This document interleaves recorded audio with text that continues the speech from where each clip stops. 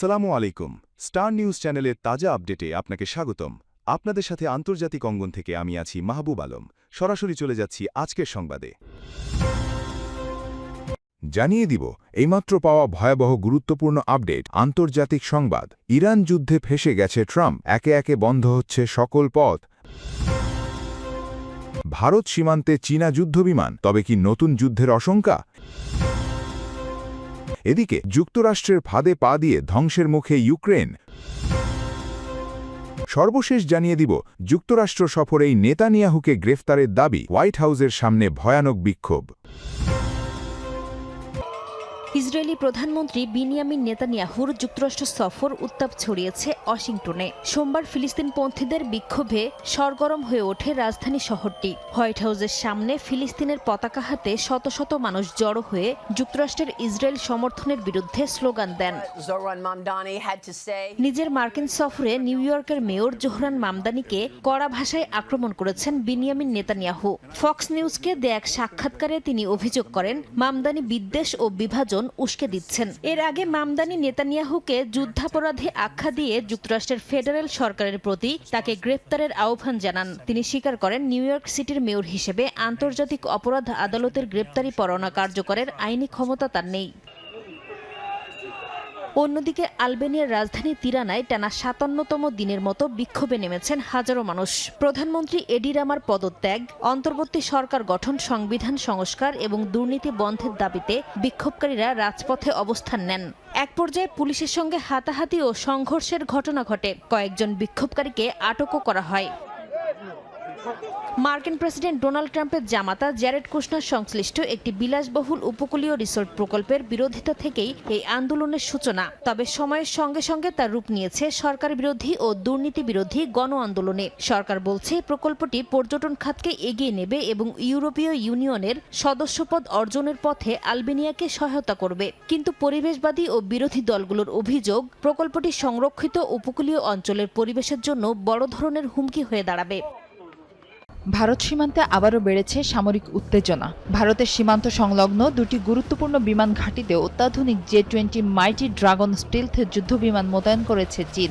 সাম্প্রতিক স্যাটেলাইট চিত্রে এই তথ্য সামনে আসার পর নতুন করে আলোচনায় এসেছে দুই দেশের আকাশ প্রতিরক্ষা সক্ষমতা। এনডিটিভির প্রতিবেদন অনুযায়ী শিনজিয়াংয়ের হোতান বিমান ঘাঁটিতে 7টি এবং তিব্বতের দামসুং বিমান ঘাঁটিতে 4টি, মোট 11টি J-20 যুদ্ধবিমান মোতায়েন করা হয়েছে। হোতান ঘাঁটিটি ভারতের লাদাখ সীমান্তের খুব কাছাকাছি হওয়ায় এটিকে কৌশলগতভাবে অত্যন্ত গুরুত্বপূর্ণ বলে মনে করা হচ্ছে। ভারতের প্রতিরক্ষা বিশ্লেষক ও সাবেক ফাইটার পাইলট সমীর যোশীর মতে, সীমান্ত ঘেঁষা ঘাঁটিতে J-20 এর নিয়মিত উপস্থিতি প্রমাণ করে চীন এখন পঞ্চম প্রজন্মের স্টিলথ যুদ্ধবিমানকে সীমান্ত নিরাপত্তার স্থায়ী অংশ হিসেবে ব্যবহার করছে। ফলে ভারতের জন্য কাউন্টার স্টিলথ প্রযুক্তি, সমন্বিত আকাশ প্রতিরক্ষা এবং দূরপাল্লার হামলা সক্ষমতা দ্রুত শক্তিশালী করা জরুরি হয়ে পড়েছে। J-20 চীনের প্রথম কার্যকর পঞ্চম প্রজন্মের স্টিলথ যুদ্ধবিমান, যা রাডার ফাঁকি দেয়া এবং দূরপাল্লার ক্ষেপণাস্ত্র ব্যবহারে অত্যন্ত সক্ষম। বিপরীতে ভারতের হাতে এখনও নিজস্ব কোনো স্টিলথ যুদ্ধবিমান নেই। দেশটির নির্মাণাধীন অ্যাডভান্সড মিডিয়াম কমব্যাট এয়ারক্রাফট প্রকল্প বাস্তবায়নে আরও প্রায় 1 দশক সময় লাগতে পারে। প্রতিরক্ষা বিশ্লেষকদের মতে, চীনের J-20 বহরের দ্রুত সম্প্রসারণ এবং সীমান্তে এ ধরনের মোতায়েন ভবিষ্যতে ভারত চীন সামরিক প্রতিযোগিতাকে আরও তীব্র করে তুলতে পারে। 5 মাসের যুদ্ধ, থামছে না উত্তেজনা।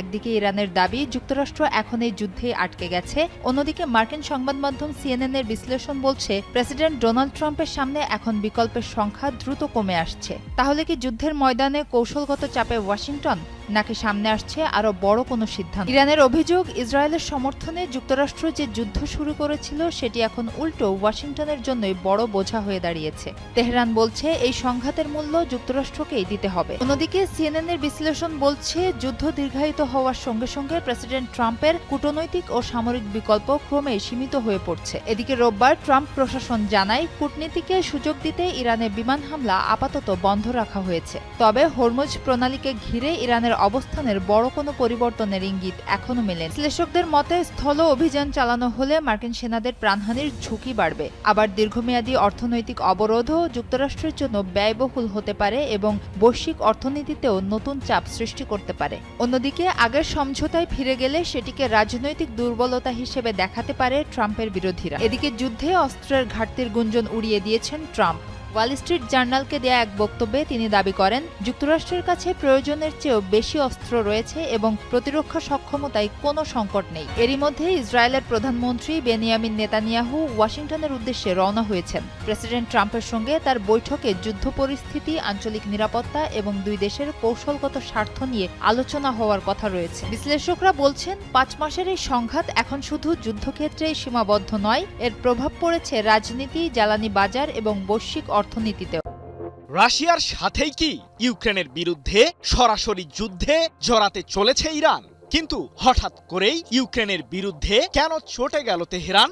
যুক্তরাষ্ট্র ও ইসরায়েলের পাতানো ফাঁদে পা দিয়েই যেন বিশাল বড় ভুল করে বসেছে ইউক্রেন, যার মাসুল এখন হারে হারে গুনতে হবে প্রেসিডেন্ট ভলোদিমির জেলেনস্কির দেশটিকে। একে তো রাশিয়ার বিরুদ্ধে চলমান যুদ্ধে নাজেহাল অবস্থায় রয়েছে ইউক্রেনের সামরিক বাহিনী, তার উপর এখন আবার মরার উপর খাঁড়ার ঘা হিসেবে ইরানও দিয়েছে কঠোর হুঁশিয়ারি। এ প্রসঙ্গে ইরানের পার্লামেন্টের জাতীয় নিরাপত্তা ও পররাষ্ট্র নীতি বিষয়ক কমিশনের চেয়ারম্যান ইব্রাহিম আজিজি বলেছেন, আমাদের দেশের বিরুদ্ধে যে কোনো আগ্রাসনের চড়া মূল্য দিতেই হবে ইউক্রেনকে। তবে প্রশ্ন হলো, ইরান ইস্যুতে কি এমন লঙ্কাকাণ্ড ঘটালো ইউক্রেন? টানা 4 বছরেরও বেশি সময় ধরে ইউক্রেনের বিরুদ্ধে যুদ্ধ চালিয়েই যাচ্ছে রাশিয়া, তবুও যেন উচিত শিক্ষা হচ্ছে না জেলেনস্কির। যুদ্ধের ময়দানে টিকে থাকতে বর্তমানে ইউক্রেনের প্রয়োজন অঢেল সমরাস্ত্র, কিন্তু যুক্তরাষ্ট্র কিংবা পশ্চিমা দেশগুলো এক্ষেত্রে আশ্বাস দিলেও উল্লেখযোগ্য কোনো পদক্ষেপ আজও গ্রহণ করেনি। কিন্তু এতেও থেমে যায়নি ইউক্রেনের প্রেসিডেন্ট জেলেনস্কির চেষ্টা। এবার রীতিমতো তৈলাক্ত মাথায় তেল দেওয়ার মতোই কাজ করে বসেছেন তিনি। সম্প্রতি রাশিয়ার আস্ত্রাখান অঞ্চল থেকে ইরান সংশ্লিষ্ট একটি জাহাজ যাত্রা শুরু করে, আর সেই জাহাজকে লক্ষ্য করেই ক্ষেপণাস্ত্র হামলা চালিয়ে বসে ইউক্রেন। ওই ঘটনায় একজন নাবিক নিহত ও জাহাজটির আরেকজন ক্রু সদস্য আহত হওয়ার দাবি করে ইরান।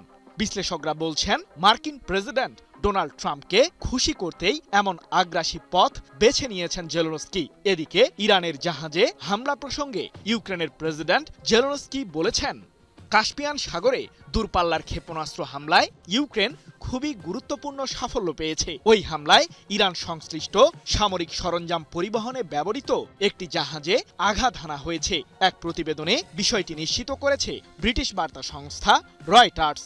তাহলে কি ইউক্রেনের বিরুদ্ধেও পাল্টা আঘাত হানতে চলেছে ইরান? ইরান সংশ্লিষ্ট জাহাজে হামলা চালিয়েই যে বড় ভুল করে বসেছে ইউক্রেন, তার মাসুলই এখন যেন গুনতে হবে জেলেনস্কির দেশটিকে। কারণ তেহরান আগেই সতর্ক করেছিল যে ইসরায়েল ও যুক্তরাষ্ট্র সহ ইহুদিবাদীদের যে কোনো মিত্র দেশকেই লক্ষ্যবস্তু বানাতে সক্ষম ইরানের সর্বোচ্চ প্রতিরক্ষা বাহিনী IRGC। এবার ইরানের পার্লামেন্টের জাতীয় নিরাপত্তা ও পররাষ্ট্র নীতি বিষয়ক কমিশনের চেয়ারম্যান ইব্রাহিম আজিজি বলেছেন, ইহুদিবাদীরা একটি বিষয়ে ভালোভাবেই অবগত যে আমাদের সামরিক প্রতিক্রিয়া ঠিক কতটা ভয়ঙ্কর। ইরান ইস্যুতে যারা ভুল হিসাব করেছে তাদের তালিকা ক্রমশ দীর্ঘ হচ্ছে। ইউক্রেনকেও ছাড় দেওয়া হবে না। জাতীয় নিরাপত্তার ইস্যুতে কখনো ছাড় দেয় না তেহরান। 27 জুলাই এক প্রতিবেদনে বিষয়টি নিশ্চিত করেছে ইরান ভিত্তিক সংবাদ মাধ্যম মেহের নিউজ এজেন্সি। কিন্তু ইরান ঠিক কিভাবে ইউক্রেনকে জবাব দিতে চলেছে? ইউক্রেনের বিরুদ্ধে যুদ্ধ চালিয়ে যেতে রাশিয়াকে সমরাস্ত্র দিয়ে সহায়তা করছে ইরান, এমন অভিযোগ বহুবার তুলেছে পশ্চিমা বিশ্লেষকরা। বিশেষ করে ইরানের তৈরি শাহেদ 136 মডেলের ড্রোন ব্যবহার করে ইউক্রেনের বিরুদ্ধে হামলা চালিয়ে ব্যাপক সফলতা লাভ করছে রাশিয়ার সামরিক বাহিনী। ধারণা করা হচ্ছে রুশ বাহিনীকে কাজে লাগিয়েই ইউক্রেনের বিরুদ্ধে প্রতিশোধ নিতে পারে ইরান।